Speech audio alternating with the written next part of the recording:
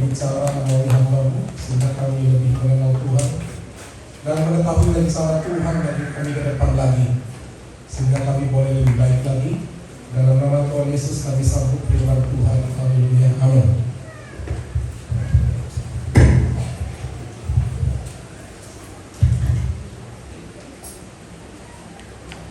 Salam Bapak Ibu Saudara semua. Salam. Salam. Ya, karena pada panasan mungkin rada mengantuk, tapi dengan firman Tuhan tidak ada ngantuk ya. Mulai di setel matanya mungkin kalau udah mulai menutup. Kita buka kitab Bilangan pasal 11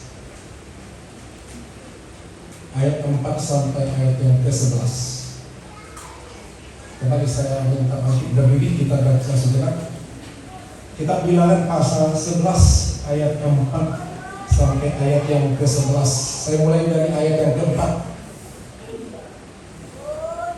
Orang-orang bajingan yang ada di antara mereka kemasukan nafsu rakus, dan orang Israel pun menangislah pula serta berkata, siapakah yang akan memberi kita makan daging? Kita berikan kepada kita dan kita makan di Mesir dengan daripada apa? Kepada timun dan semangka, bawang putih, bawang merah dan bawang putih. Tetapi sekarang kita kurus kering, tidak ada sesuatu apapun kecuali manna ini saja yang kita lihat. Adapun manna itu seperti ketumbar dan kelihatannya seperti damar bergolak. Bangsa itu berlari kian kemari untuk mengumutnya, lalu menggilingnya dengan batu gilangan atau menumbuhkan dalam lupang. Mereka memasaknya dalam periuk dan membuatnya menjadi roti bundar. Rasanya seperti rasa panganan yang digoreng. Dan apabila dia turun di tempat perkemahan batu Allah, maka turunlah juga manna di situ. Ketika Musa mendengar bangsa itu, yaitu orang-orang dari setiap kaum, menangis di depan pintu kemahnya, bangkitlah murka Tuhan dengan sangat, dan hal itu dipandang jahat oleh Musa. Lalu berkatalah Musa kepada Tuhan, mengapa kau lakukan kamu ini dengan buruk, dan mengapa aku tidak mendapatkan karunia di matamu, sehingga kau membebankan kepada aku tanggung jawab atas seluruh bangsa ini. Silakan duduk. Sampai sekian pembacaan firman Tuhan yang berbahagia adalah kita yang meluangkan khusus waktu untuk mendengar firman Tuhan. Sebab dalam firman Tuhan kita mendapat pelajaran yang berharga untuk kemajuan iman kita dan berkat-berkat bagi kita. Kita lihat ayat yang terakhir sebagai ayat emas kita di hari ini. Saya kembali bacakan ayat ini. Lalu berkatalah Musa kepada Tuhan, mengapa kau perlakukan hamba-Mu ini dengan buruk? Itu pertanyaan pertama. Yang kedua, dan mengapa aku tidak mendapat kasih karunia di matamu? Itu yang kedua, tidak mendapat kasih karunia. Yang pertama tadi diperlakukan buruk, sehingga engkau membebankan kepadaku tanggung jawab atas seluruh bangsa ini.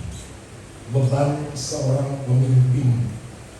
Musa sebenarnya dia orang yang istimewa. Sudah berapa kali kita dengar, ketika masih kecil dia satu-satunya bayi laki-laki Yahudi yang selamat, sementara yang lain mati dibunuh saudara kasih. Dan ternyata maksud dia diizinkan hidup adalah untuk membebaskan bangsa Israel dan juga untuk menuntun membawa ke tanah Mesir. Nah, ternyata ada dikasih beban berat sama dia. Jumlah umat ini jutaan, dengan satu tokoh utama yaitu Musa.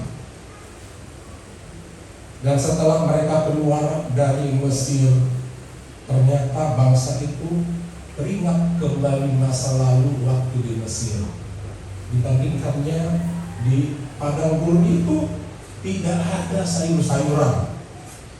Kalau datang badai pasir, mereka semua kena bakar, dan sangat panas di waktu siang dan sangat dingin di waktu malam. tidak ada makanan lagi daging. Seperti ketika di Mesir, walaupun mereka diperbudak, masih sempat bisa makan daging dan lain sebagainya dijelaskan tadi. Sehingga mereka mengambil kesimpulan setelah keluar melewati berbagai mujizat, mereka ingin kembali. Sekarang ada banyak orang Kristen yang tadinya dia memang sudah bertobat, tinggalkan semua perbudakan dosa di masa lalu. Nah, dulu di bawah perbudakan dosa itu dia bebas mau ngapain aja, memuaskan dagingnya, dia bisa nikmati sepuas-puasnya. Dan setelah dia keluar dari dosa itu karena satu peristiwa besar, dan setelah dia menjadi anak Tuhan, dia mengalami berbagai kesulitan penyesuaian diri, harus menyangkal diri, harus ini itu dan lain sebagainya. Dia mulai berpikir, ternyata lebih enak kehidupan yang dulu. Aku bisa bebas, mau minum, mau mabuk, mau pergaulan bebas, aku bebas sebebas-bebasnya.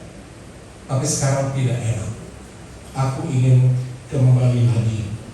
Dan ketika satu kali mereka itu sampai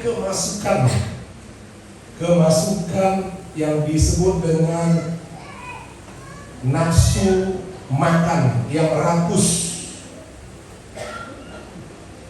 Kita lihat ayat 4. Orang-orang bajingan. Terjemahan terbaru tidak sekasar ini terjemahannya. Ya, terjemahan yang masih berjalan sekarang, tapi edisi yang kedua ini agak diperhalus. Tapi terjemahan dalam bahasa Inggris lebih tepat kata memang bajingan. Katakan demikian, orang-orang bajingan yang ada di antara mereka, di antara orang Israel itu, kerasukan, nafsu rakus. Jadi saudara, kemasukan itu orang bisa saja kemasukan roh jahat dan lain sebagainya, kemasukan setan. Orang bilang kemasukan roh leluhurnya, walaupun itu sebenarnya setan. Kemasukan neneknya, walaupun sebenarnya neneknya bukan neneknya itu, karena neneknya udah beristirahat dan tidak ada lagi hubungannya dengan dunia nyata. Tapi rupanya Alkitab mencatat ada hal yang harus kita waspadai sebagai hidup orang Kristen. Jangan sempat kita digolongkan sebagai orang termasuk bajingan. Nah, kata apa yang disebut dengan kelompok ini adalah mereka yang kemasukan nafsu rakus. Jadi kalau ada orang yang tidak bisa menguasai nafsu dirinya, apapun itu, dan ini contohnya adalah rakus. Nah, hati-hati dengan kehidupan rakus. Rakus dalam bahasa kita apa ya? Mokus, mirip ya? Ada kus-kus-kusnya ya. Mokus, rakus. Ya. Jadi artinya tak tahu kata cukup, yang nggak layak dimakan. Itu kalau mokus, semua dimakan, semua. Baru lagi makan lagi, baru minum lagi. Dan biasanya sakit yang datang kalau orang seperti ini. Ini hanya satu contoh, ternyata manusia itu saudara bisa bertuhankan nafsu atau perutnya. Dia tidak berpikir lagi, yang penting aku makan orang lain. Tak usah aku pikirkan apa orang lain dapat makan, apa istriku dapat makan, atau suamiku dapat makan, atau anakku dapat makan. Gak peduli. Yang penting aku makan, minum suka-sukaku, mau pulang, mau tidak suka-sukaku. Hati-hati kalau ada sempat kita menjadi seperti itu, kemasukan. Artinya kata kemasukan ini yang tadinya tidak seperti itu, yang tadinya dia baik-baik saja, tapi karena sesuatu hal, apa yang dia lihat, apa pengaruh pergaulan dan lain sebagainya, godaan, ternyata sifat rakus itu bagian daripada bukan hal yang baik dari roh yang lain. Makanya disebut kemasukan. Jadi masuk dalam diri seseorang sehingga dia menjadi rakus. Jadi kalau ada kita terlalu rakus, perlu ada doa pelepasan mungkin ya. Karena aku nggak dilepaskan ini semua dia babak. Berbahaya. itu bisa menjadi sakit. Nah ternyata akibat daripada rakusnya ini, setelah dikatakan saking rakusnya ketika tidak ada makanan, sambil menangis. Jadi seperti anak, mak minta itu mak, kalau nggak kasih nangis, mengamuk, tidur di tanah, berguling-guling, mukul sana, mukul sini. Seperti inilah orang Israel, mereka dulu menangis, meratap, lebih enak di sana. Seolah-olah mereka berkata ini, lebih enak diperbudak oleh Mesir, tapi bisa sempat makan daging, makan apa-apa, mungkin makanan-makanan yang tidak halal yang biasa dimakan oleh Fir'aun, mungkin mereka bisa makan walaupun mereka bangsa diperbudak, daripada hidup di bawah pimpinan Allah yang makanannya per konteks ayat ini adalah mana. Kita mulai bosan. Memang saudara, hidup ini kalau menu makan teratur hanya itu saja, kita bisa bosan. Tiap hari mana. Tapi ketahuilah saudara, ternyata ketika kita bisa makan yang teratur, walaupun kadang jenisnya itu sama, tetap kalau memang Tuhan katakan itu masih cocok buat kita, itu lebih bagus saudara agak bosan, tetapi ada di dalam pimpinan Tuhan daripada di bawah perbudakan bangsa Mesir. Contohnya saudara, apa yang kita makan dan kita dai sampai sekarang? Nasi. Tidak ada kita yang menjadi mabuk karena nasi atau menjadi sakit. Saudara udah mulai bosan makan nasi? Pasti saudara sakit diabetes. Tapi kalau secara umum saudara masih makan normal-normal saja ya, nggak banyak tamu-tamunya, ya kan? Ya kan, hanya sekedar segini kata dokter ya, segepok begini saja teratur saudara makan, akan saudara sakit. Walaupun begitulah terus-terusan. Jadi saudara kita kasih, ternyata bangsa Israel lebih suka diperbudak di bangsa Mesir, kembali ke dunia yang lama, dan mereka bisa memuaskan dagingnya daripada hidup di bawah pimpinan oleh Tuhan, tapi makanannya hanya mana. Padahal mana ini saudara tidak hasil ternak mereka, tetapi turun dari sorga, tidak diternakkan, tidak dipelihara seperti kita memelihara ikan, pelihara ayam, nunggu nanti hasilnya. Ini turun setiap pagi dalam embun, turun seperti ketumbar, dan mereka tinggal mengolahnya dalam bentuk penganan apa saja boleh diolah, dan rasanya seperti penganan yang digoreng. Tetapi mereka katakan buah. Saudara, hati-hati kalau kita tidak mau mengucap syukur dengan apa yang ada. Amin. Seperti kita mau bosan, kenapa ini saja? Kenapa? Saudara, kita belajar juga untuk tidak bosan ya. Maka 3 kali sehari. Coba bayangkan, kalau Tuhan kasih sama kita kekuatannya, makan hanya sekali seminggu. Kira-kira saudara gimana? Memang gak sakit makan 3 kali sekali seminggu. Kira-kira bagaimana perasaan saudara? Memang gak sakit, tapi sekali saja makan seminggu. Kira-kira bagaimana saudara? Saya yakin kalian bosan. Mau ngapain pagi ya? Biasanya kan pagi ada perapaan, pasti bingung. Kalau mau sekolah nggak makan dulu, gimana ya? Tapi Tuhan kasih kita rutinitas minimal 3 kali sehari, baru hidup itu lebih hidup. Amin Bapak Ibu? Ya, kalau dijarang-jarangkan, justru diri jenuh. Jadi apapun yang Tuhan kasih, selama pengecap kita ini masih bisa mengecap. Bisa dipahami ya kalimat ini? Karena alat pengecap kita ini masih bisa mengecap, masih bisa mendai. Ini mungkin lebih tepat ya, karena kita rata-rata orang Korea Utara ya. Masih bisa mengecap, masih bisa merasakan. Itu satu kebahagiaan sama kita. Kalau kita lagi sakit saudara, biarpun dikasih makan enak, kita tidak bisa menikmati.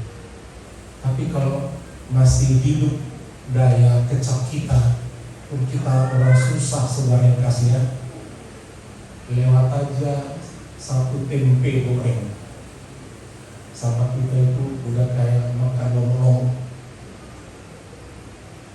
Iya, masuk. Wah, tambu piringnya tuh. Tak berapa kali. Tapi kalau kita udah kehilangan pengecapan, pandaian, lewat panggang, lewat BPK, lewat sapi Madura, ya. Semua hanya lewat. Tak ada yang bisa dinikmati. Nah, bangsa Israel kemasukan sampai mereka histeris menangis. Musa, kenapa kami seperti ini? Musa sangat tertusuk hatinya. Akhirnya dia datanglah mengadu kepada Tuhan, saudara terkasih. Itulah tangisan daripada Musa di ayat yang ke-11. Dia berkata kepada Tuhan, bertanya, Tuhan, mengapa kau perlakukan hamba-Mu ini dengan buruk? Dan mengapa aku tidak mendapatkan kasih karunia di matamu, sehingga engkau membebankan kepadaku tanggung jawab atas seluruh bangsa ini? Artinya orang itu yang gak bisa diatur. Kok aku yang repot? Orang itu yang kemasukan nafsu rakus. Kenapa aku yang repot? Kenapa aku harus mengatur itu semua? Tolonglah dikasih karunia kepadaku, jangan aku mengerjakan itu.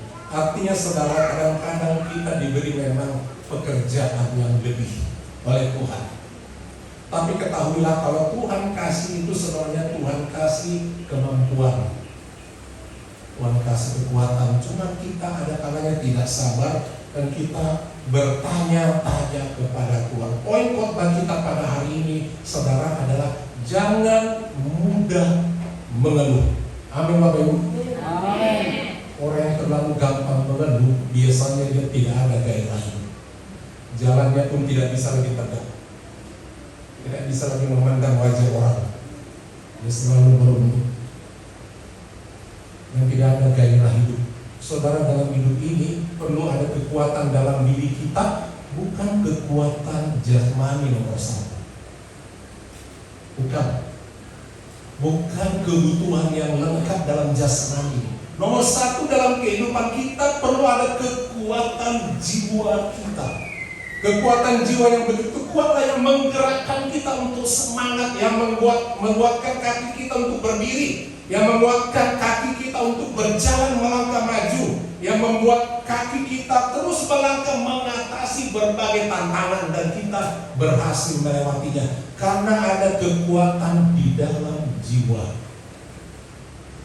Tetapi kalaupun kaki kita kuat, rajin olahraga, otot cukup besar, semua postur tubuh cukup kuat, kalau ada orang tendang kaki kita, kaki kita termasuk kaki besi, kaki orang yang patah, ada orang gitu. Tapi kalau jiwanya lemah, biarpun kuat kakinya, badannya besar, melangkah pun tidak, karena telah kehilangan semangat, sukacita. Jadi secara inilah yang dialami oleh Musa. Dia kehilangan semangat, dia protes kepada Tuhan. Untungnya Musa lari kepada Tuhan. Untungnya seperti itu. Saudara, kalau ada keluhan saudara, nomor satu, jangan disimpan berlama-lama. Saudara nanti akan menjadi sakit. Memang kita bisa saja sakit. Itu adalah sifat alamiah daripada manusia. Tapi firman Tuhan ini mengingatkan kita, ketika kita begitu sakit, datang dulu sama Tuhan. Sekalipun saudara punya saudara, belum tentu saudaranya saudara, ya, saudaranya saudara, belum tentu menolong saudara. Ya Pak ya? Ya.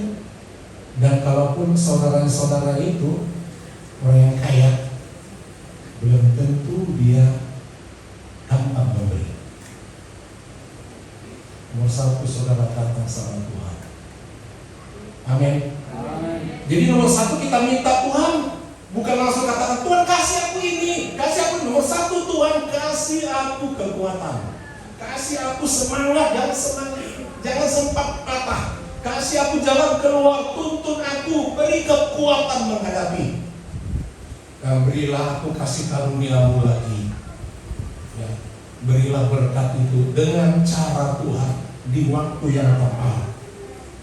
Dan setelah dia berdoa, saudara mengeluh kepada Tuhan. Jadi saudara, kalau saudara ada salah, mengeluhlah kepada Tuhan. Dan kepada tetangga, saudara nanti digosipin. Yakinlah. Yang kedua, jangan mengeluh kepada sahabat. Catat, tak ada sahabat yang setia. Bohong.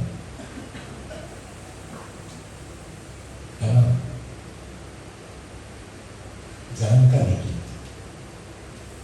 ngomong sama pasangan, istri atau suami aja pun belum tentu dikasih support. Kadang-kadang, ini kadang-kadang ya, kadang-kadang. Makanya begitu dulu kan, makanya langsung disalahkan kan. Ya kan? Iya Pak ya? Selalu kita disalahkan. Jadi nomor satu, bukan dikatakan kita tidak boleh cerita sama pasangan kami, itu yang benar. Tapi nomor satu kepada siapa? Dialah sumber kekuatan yang tidak akan mengungkit kesalahan kita. Dialah yang memberikan kekuatan yang sesungguhnya. Artinya bahwa di dalam doa, karena dalam hidup ini tidak ada hidup yang tanpa persoalan. Siapapun, sesuci apapun kita, sebaik apapun kita, pasti mengalami persoalan. Kurang baik apa Musa, kurang besar apa nama Musa, kurang besar apa, tapi dia tetap mengalami kelemahan. Biar dia datang kepada Tuhan. Dan kalau kita baca lagi dalam ayat ini, ternyata saudara kasih, Tuhan memberikan jawaban. Kita tidak sempat membaca itu. Dipilih orang lain, saudara, untuk membantunya.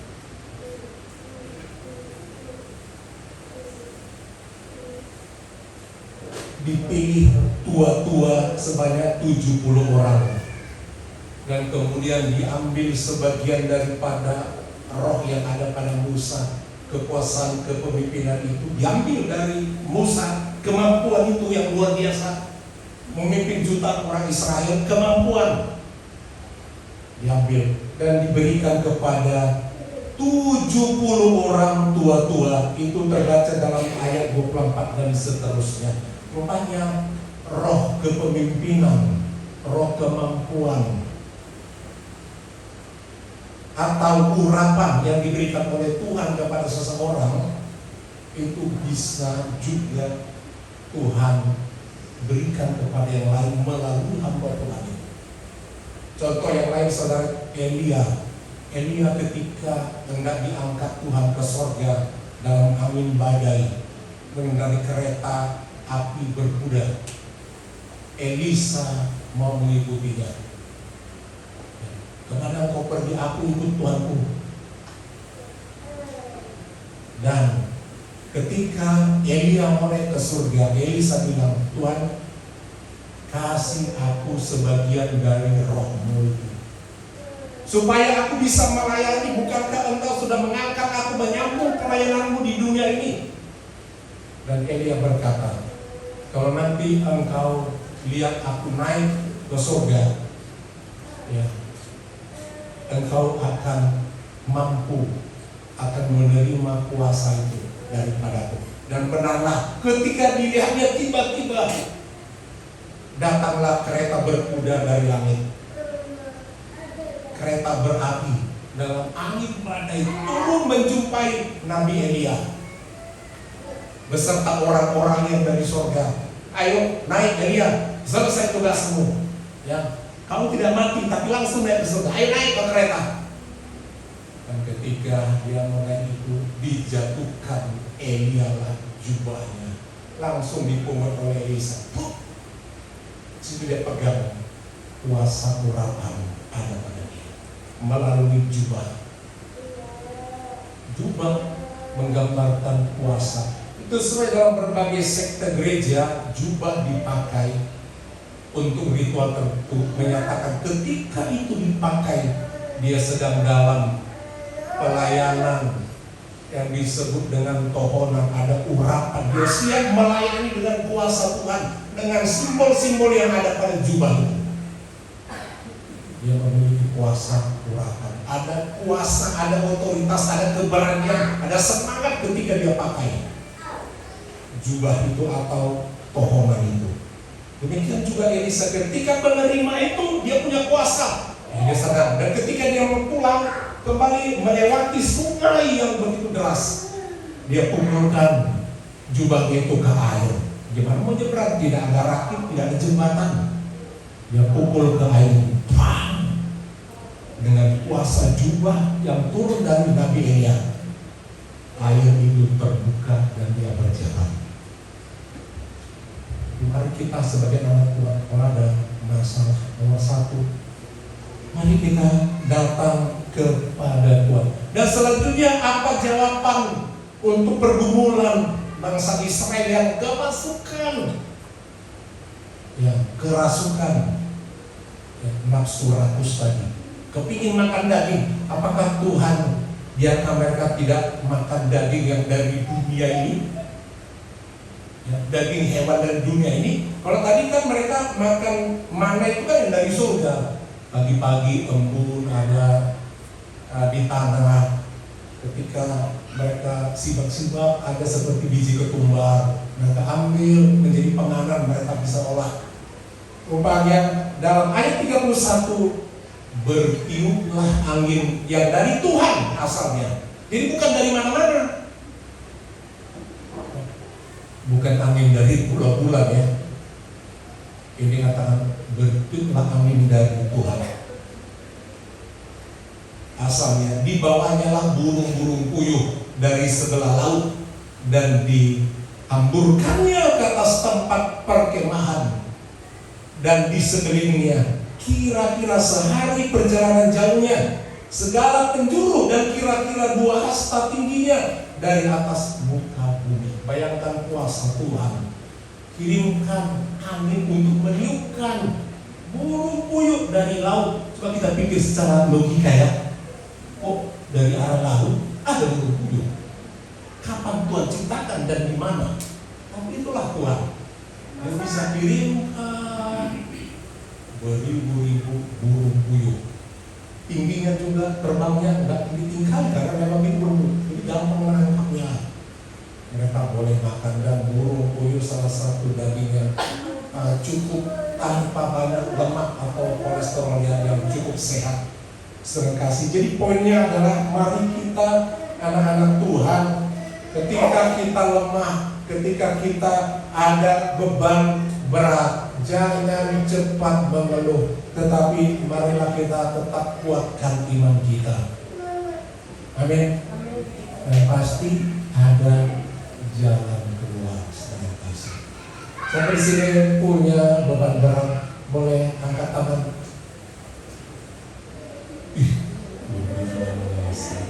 Tapi kalau Bapak gembala masih angkat Bu, karena memang dia beban. Saudara tak punya ya? Kalau begitu Bapak gembala tidak akan berdoa sama saudara. Halo? Kenapa gengsi?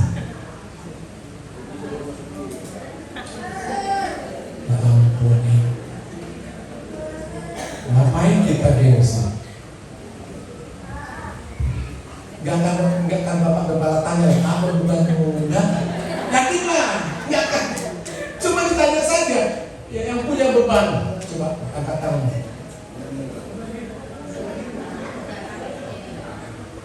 Jangan kita sombong ya. Jadi ketika kita angkat tangan, Tuhan turun. Saudara tidak angkat tangan, Tuhan tidak turun tangan sama beban selama. Tidak akan.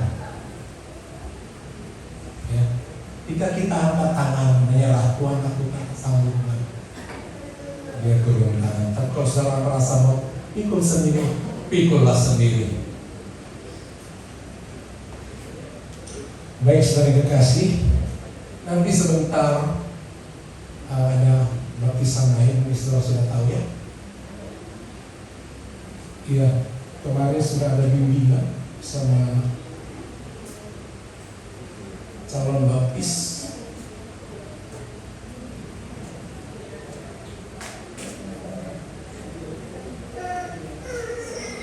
Sebelum kita masuk ke acara itu, kita dengar dulu firman Tuhan dari Matius pasal 3.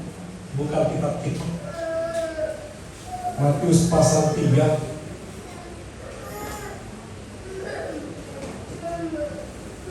menjadi dasarnya ya. Matius pasal 3 ayat 13 sampai 17. Demikian firman Tuhan, maka datanglah Yesus dari Galilea ke Yordan kepada Yohanes untuk dibaptis olehnya. Tetapi Yohanes mencegah dia, katanya, "Akulah yang perlu dibaptis olehmu, dan engkau yang datang kepadaku?" Lalu Yesus menjawab, katanya kepadanya, "Biarlah hal itu terjadi, karena demikianlah sepatutnya kita menggenapkan seluruh kehendak Allah." Dan Yohanes pun menurutinya. Sesudah dibaptis, Yesus segera keluar dari air, dan pada waktu itu juga langit terbuka, dan ia melihat Roh Allah seperti burung merpati turun ke atasnya. Lalu terdengarlah suara dari surga yang mengatakan, "Inilah anakku yang kukasihi, kepadanya lah aku berkenan." Darah salah satu alasan kita dibaptis adalah, nomor satu adalah mengingat contoh figur, yaitu Yesus Kristus sendiri. Yesus Kristus ketika masih kecil dibawa oleh ayah ibunya Yusuf dan Maria untuk diserahkan di bait Allah, dan sekalian memberi namanya yaitu Yesus setelah menjalani sunat, proses agama Yahudi. Dan setelah dia dewasa, umur 30 tahun, di mana dia akan mulai pelayanannya. Dan pelayanan Tuhan Yesus itu 3,5 tahun saja.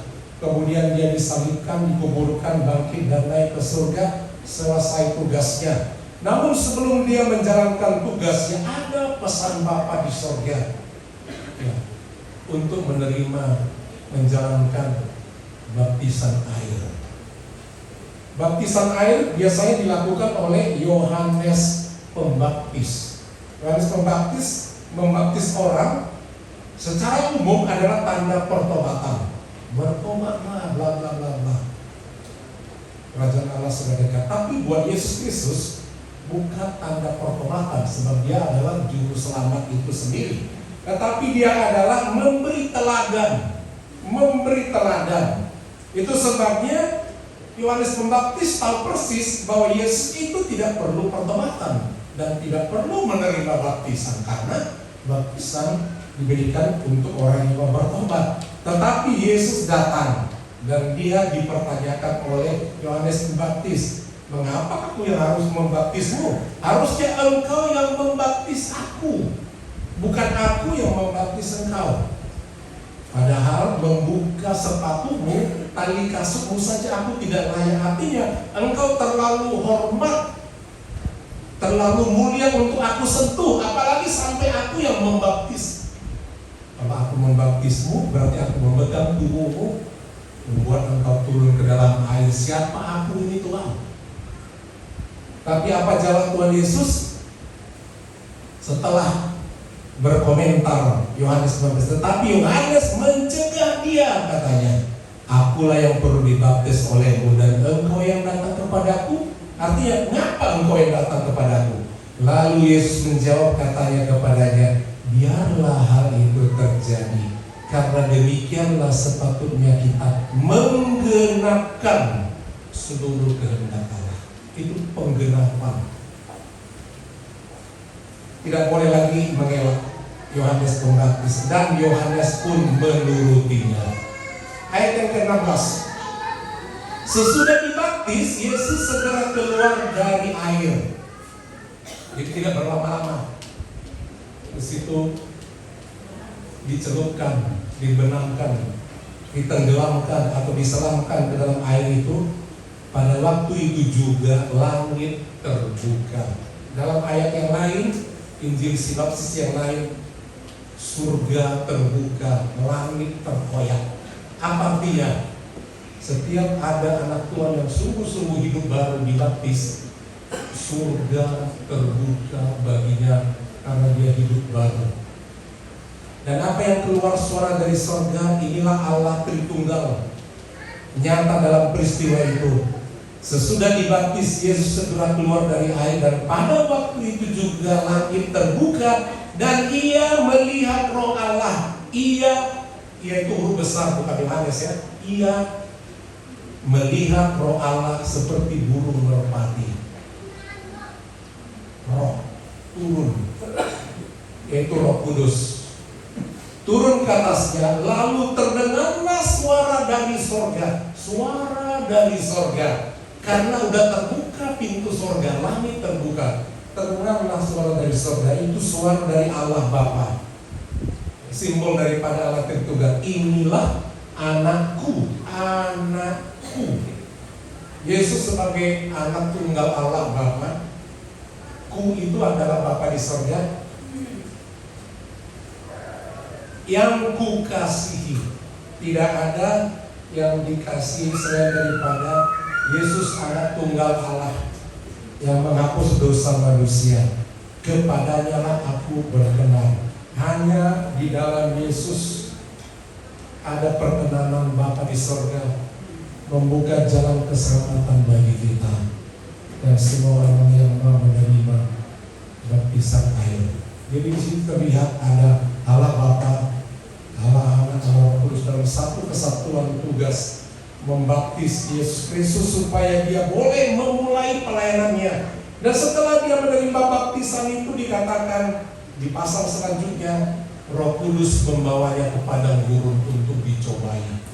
Dan dia lulus dalam pencobaan di padang gurun, dan setelah itulah mulai pelayanannya di dunia selama 3,5 tahun. Terima kasih. Jadi mari kita menghargai setiap baptisan, karena baptisan air di Alkitab itu dimulai diberikan kepada orang-orang yang dewasa, sementara anak-anak itu semuanya diserahkan melalui iman orang tua. Anak-anak diserahkan. Kalau masih anak-anak dibawa kepada Tuhan, apapun caranya, itu pengertiannya adalah diserahkan, karena belum ada pertobatan, belum ada pengertian.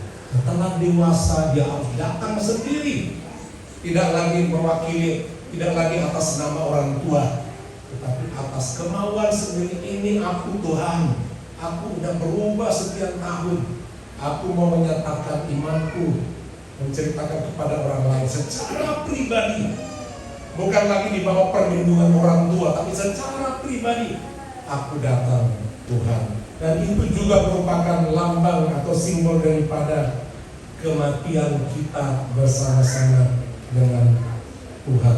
Dan sebab itu bagi anak kita, Saron itu boleh, Saron Rafuli Hutahayan boleh maju ke depan seperti biasa tradisinya, tanda penyerahan diri kepada Tuhan, bersujud, bertelur di kaki Tuhan seperti Maria ada di kaki Tuhan Yesus, menyatakan kasihnya kepada Tuhan. Mari kita bangkit dari bersujud saja. Bersujud sini boleh? Ya. Gimana yang enak berlututnya? Ya. Kita bangkit berdiri semua. Ya. Kalau posisi berdoa ya. Angkat satu pujian untuk hal ini.